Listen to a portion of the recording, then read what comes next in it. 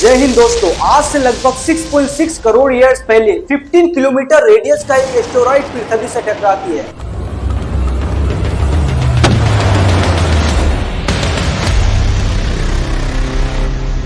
इस एस्टेरॉइड में लगभग 1 अरब एटॉमिक बॉम्ब के बराबर एनर्जी थी।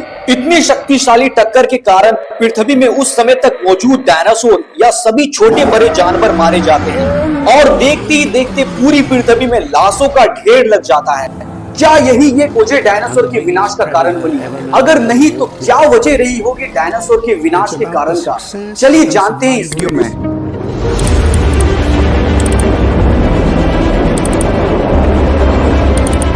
दरअसल बात है ईयर 1978 की, जब साइंटिस्टों ने मेक्सिको में चिक्सुलुक क्रेटर की खोज की। साइंटिस्ट इस बात की खोज कर रहे थे कि आखिर ये क्रेटर कैसे बना। तभी साइंटिस्टों का ध्यान चांद की तरफ जाता है। दरअसल चांद के चारों तरफ किसी तरह का एटमॉस्फेयर नहीं पाया जाता है, जिसकी वजह से एस्टेरॉइड चांद के सतह पर पड़ने ठीक चिक्सुलुक के तरह के क्रेटर बन जाते हैं।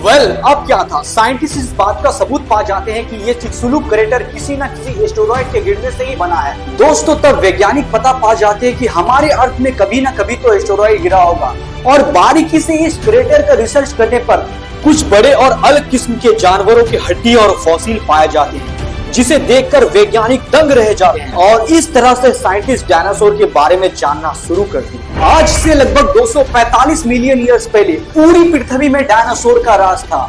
सभी तरह के डायनासोर, शाकाहारी और मांसाहारी, इस पृथ्वी में अपना दबदबा बनाए हुए थे। अक्सर बड़े डायनासोर अपने से छोटे डायनासोर का शिकार करती थी। मांसाहारी डायनासोर हमेशा ग्रुप में रहते थे। ये अक्सर झुंड से बिछड़े हुए शाकाहारी डायनासोर का शिकार करती थी, जिसके कारण आए दिन शाकाहारी और मांसाहारी डायनासोर के बीच अपने अस्तित्व की रक्षा के लिए लड़ाइयाँ होती रहती। मांसाहारी डायनासोर इतने खूंखार थे, अगर शिकार नहीं मिलने पर अपने बच्चे तक को खा जाते थे। इस दौरान पृथ्वी का एनवायरनमेंट कम्प्लीटली डिफरेंट था।